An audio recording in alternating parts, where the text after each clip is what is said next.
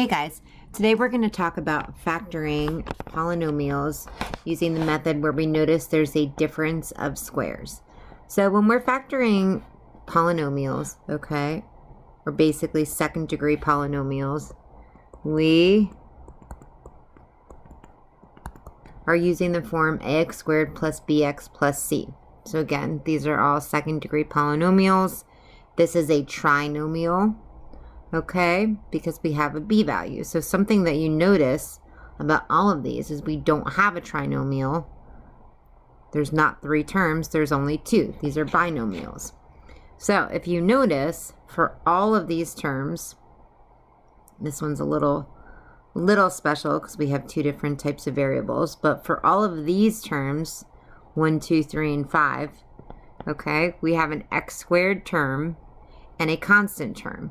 Okay, there is no number next to basically an x to the first. Okay, so this means that our b value is 0.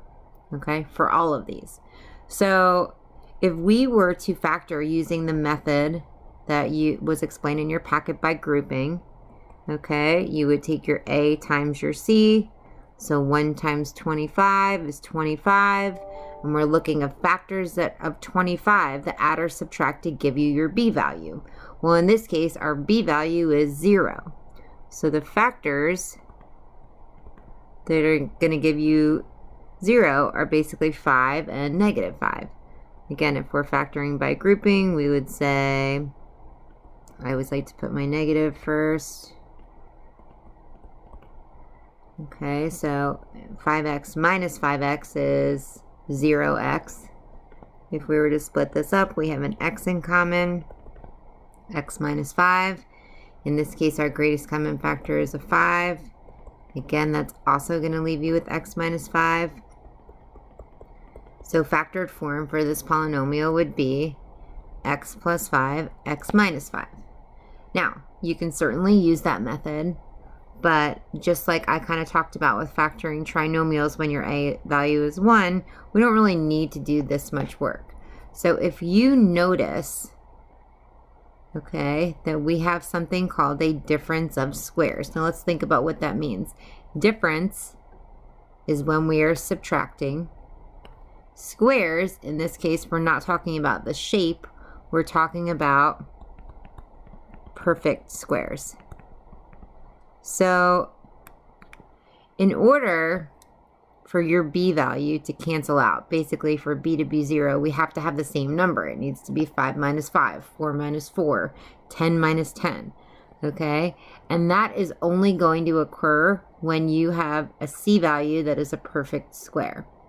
So if you notice that both your terms are perfect squares, and x squared is a perfect square because we can take x times x, right? You can take the square root of x squared, okay, and basically simplify this without getting a radical. That happens when our exponent is an even number, okay? And we have a difference, meaning we're subtracting. Now it has to be subtraction because our signs need to be opposite. It needs to be 5 minus 5 or 4 minus 4. One of them has to be positive and one of them has to be negative. Okay, so if you notice this, you can skip right to your answer and just say x times x is x squared. I know that 7 times 7 is 49, or basically the square root of 49 is 7. So that means one of my binomials will be a positive 7 and the other one will be a negative 7. Again, I can go ahead and check this by using FOIL. X times x is x squared. Negative 7x and 7x is going to cancel out, again giving me a b value of 0. And 7 times negative 7 is negative 49. Okay, looking at number 3.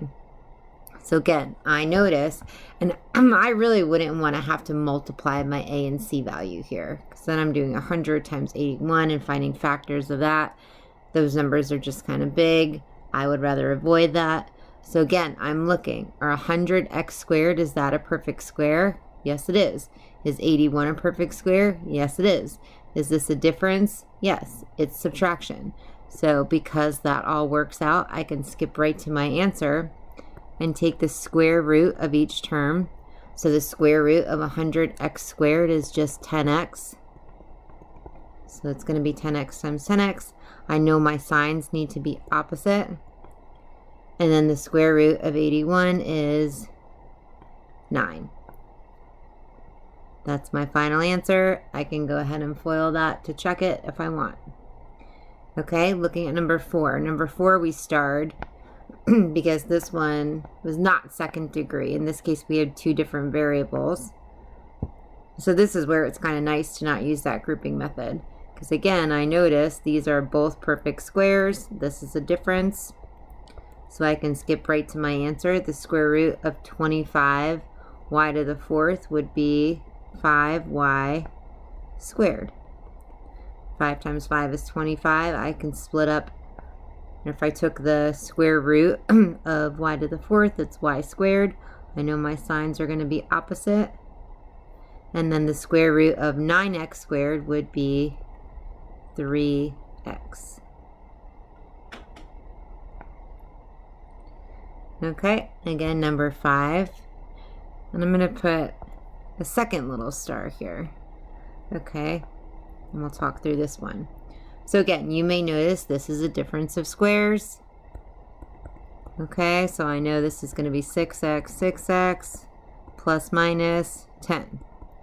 Okay, so if you left your answer like this, you would be missing some points, because what you should notice is we have a GCF between these 2 terms. Okay, so you could handle this 2 ways. You could just start over and say, okay, oops, erase that by accident. You could just start over and say, okay, I know I'm now looking for a GCF. So 36 and 100 are even numbers. So I know I'm going to need to take at least a 2 out. So I can always try that first. Oh, 18 and 50. Okay, I know that those both have a greatest common factor again of 2. So that means I didn't take out my biggest number. So I would try that again. Okay. Let's try that with 4. Oh, that worked out well. So now, again, I took out a GCF of 4, but I still have a difference of squares. So I can take the square root of 9x squared, 3x,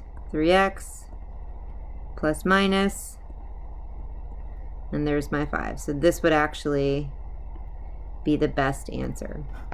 Now, let's say that you didn't want to completely start over. If you had 6x plus 10 and 6x minus 10, okay, you could just take the GCF from each of these terms. So in this case, our greatest common factor, if I'm looking at 6x and 10, they both have a 2.